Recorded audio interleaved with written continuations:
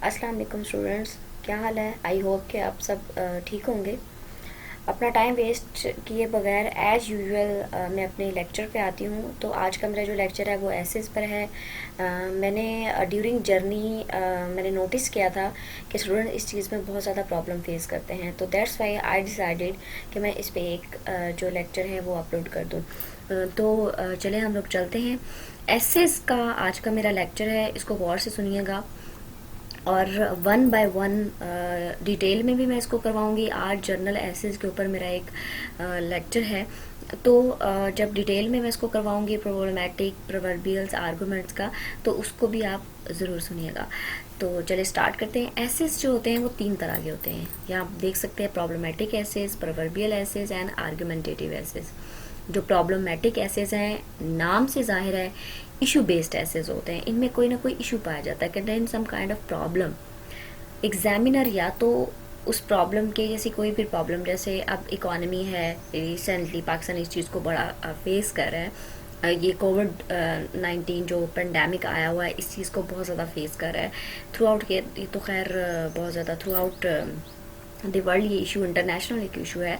लेकिन वुमन से रिलेटेड हो, एजुकेशन से रिलेटेड हो, एनर्जी से हो, वाटर से हो, वट एवर किसी भी चीज़ से रिलेटेड इशू हो, तो एग्जामिनर क्या करेगा, या तो उसकी रीजंस पूछेगा, या उसके इम्पैक्ट्स पूछेगा, या फिर उससे स्टूडेंट से या एक ले मैन की जो है वो रिकमेंडेशन या उसकी ओपिनियन पूछेगा। ठीक है।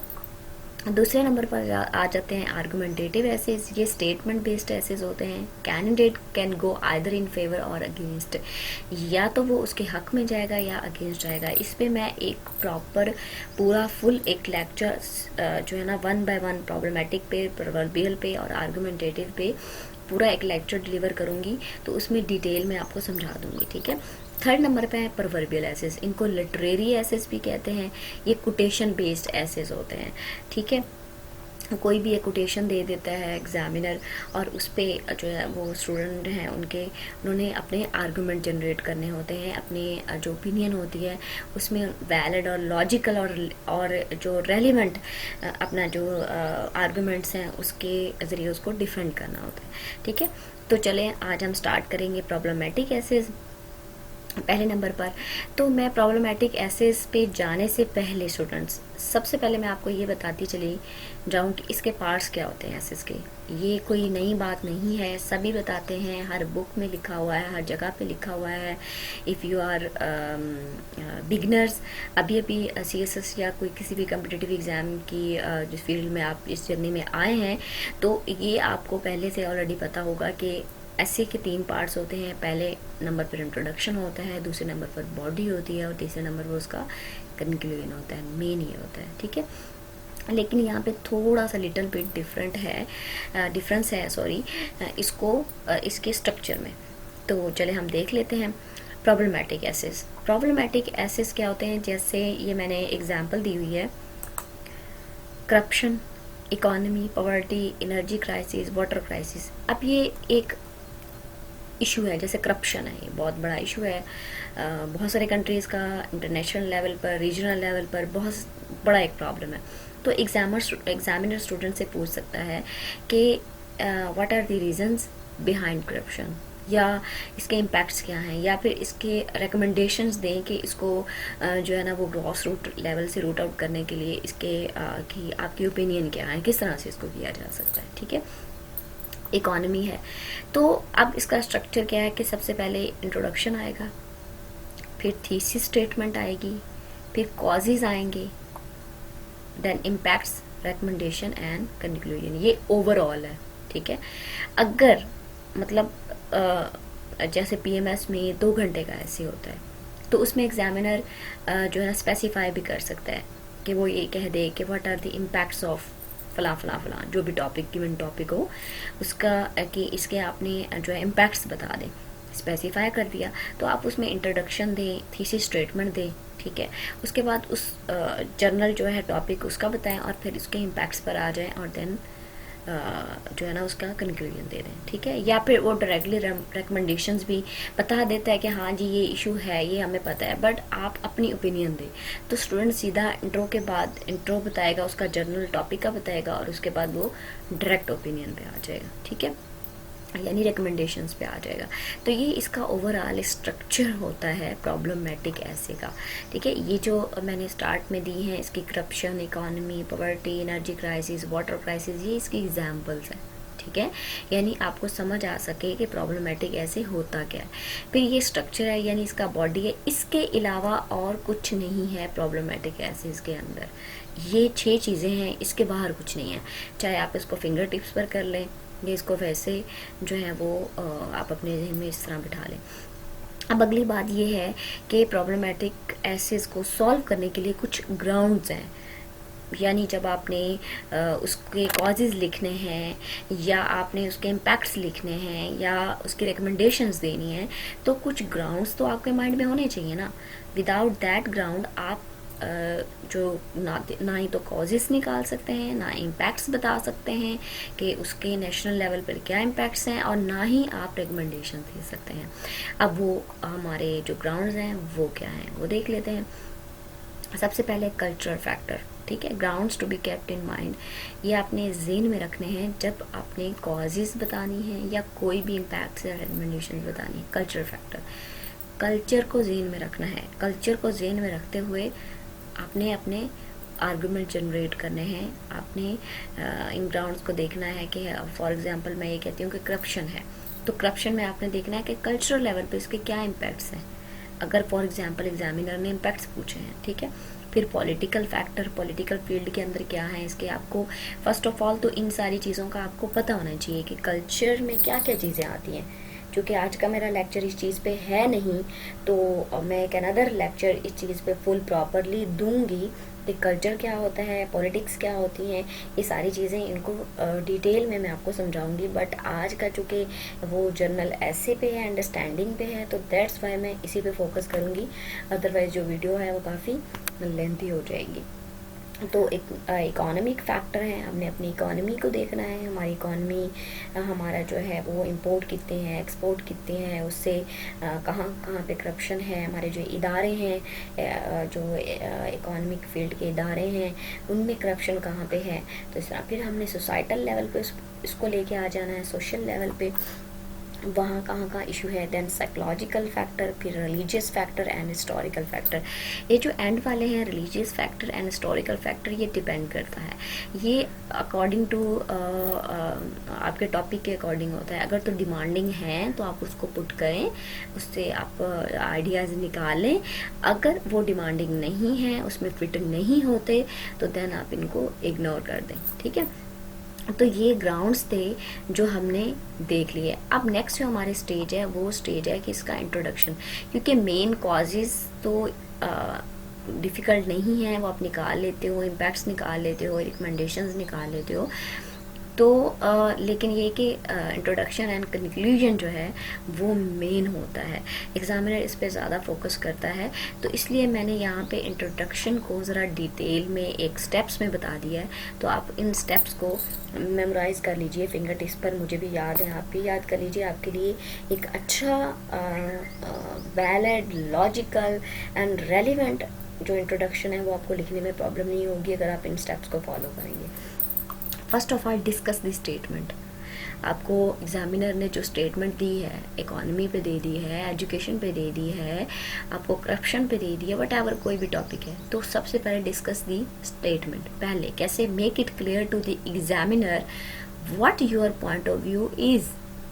आपका क्या स्टैंस है, आपका पॉइंट ऑफ व्यू क्या है about that statement, about ask statement. जो एग्जामिनर ने आपसे स्टेटमेंट पूछी है या जो प्रॉब्लम पूछा है उसके बारे में आपका क्या है, सबसे पहला स्टेप। दूसरे नंबर पर है extent of the issue. Extent का मतलब ये होता है कि वो फैलाव, यानी वो जो इशू है वो कितना बड़ा है, कितना जो है ना वो कितने लेवल पे फैला हुआ है। क्या वो सिर्फ वो नेशनल इशू है, यानी सिर्फ पाकिस्तान का इशू है, या फिर रीजनल इशू भी है, या फिर इंटरनेशनल भी है। जैसे weather these issue of local level, regional level और international level। तो आप एग्जामिनर को बताएंगे, जैसे फॉर एग्जांपल सपोज कर लेते हैं कि एनर्जी क्राइसिस है, तो आप ये कहेंगे कि जो है ना वो एनर्जी क्या और भी कंट्रीज़ हैं जो फेस कर रही हैं कि सिर्फ पाकिस्तान है, या फिर वाटर क्राइसिस है, या फिर फॉर एग्जांपल वो क्लाइमेट चेंज पे पूछ लेता है या क्लाइमेट पे पूछ लेता है इशू। तो आप बताएं कि क्लाइमेट क्या पाकिस्तान सिर्फ उस पर इफेक्ट हो रहा है कि बाकी रीजनल लेवल पे भी कंट्रीज़ हैं या फिर इंटरनेशनल लेवल पर भी हैं। तो एक्सटेंट का मतलब ये चीज़ होती है। उसके बाद थर्ड नंबर पर आता है सीरियसनेस ऑफ द इशू। वो इशू सीरियस कितना है, यानी how much that issue is impacted, उसके कॉन्सिक्वेंसेस जो हैं वो कितने हैं, नेगेटिविटी उसकी कितनी आ रही है। जैसे फॉर एग्जांपल अब मैंने चूँकि लिया है इसका करप्शन का, तो करप्शन की एग्जांपल अगर हम लें तो करप्शन से हमारी सोसाइटी पर कितना इम्पैक्ट पड़ रहा है, हम लोग पीछे कितना जा रहे हैं, हम एडवांस होने की बजाय, डेवलप्ड होने की बजाय अंडर डेवलप्ड होते जा रहे हैं, हम लोग बैकवर्ड होते जा रहे हैं, हमारी जो प्रोग्रेस है वो कम से कम होती जा रही है। तो उसके इम्पैक्ट्स जो बताएं। उसके बाद है सिग्निफिकेंस, ये बताएं कि वो इम्पोर्टेंट कितना है, यानी अगर करप्शन का ही जो मैं बार बार एग्जांपल ले रही हूँ तो उसका ही बताना है, तो वो बताएं कि वो अगर हम उसको रूट आउट कर लेते हैं तो करप्शन फ्री कंट्री जो है वो कितनी इम्पोर्टेंट है। पर्टिकुलरली ये जो अभी ऑनगोइंग इरा जा रहा है, अभी टाइम पीरियड जा रहा है, 5th जनरेशन वारफेयर चल रही है, और इस टाइम टेक्नोलॉजी का डिजिटल जो है एक वर्ल्ड का की दुनिया है, तो उसमें हमारी जो करप्शन फ्री कंट्री है वो कितनी ज़रूरी है। तो उसके if that issue is addressed, how much benefits that country can get.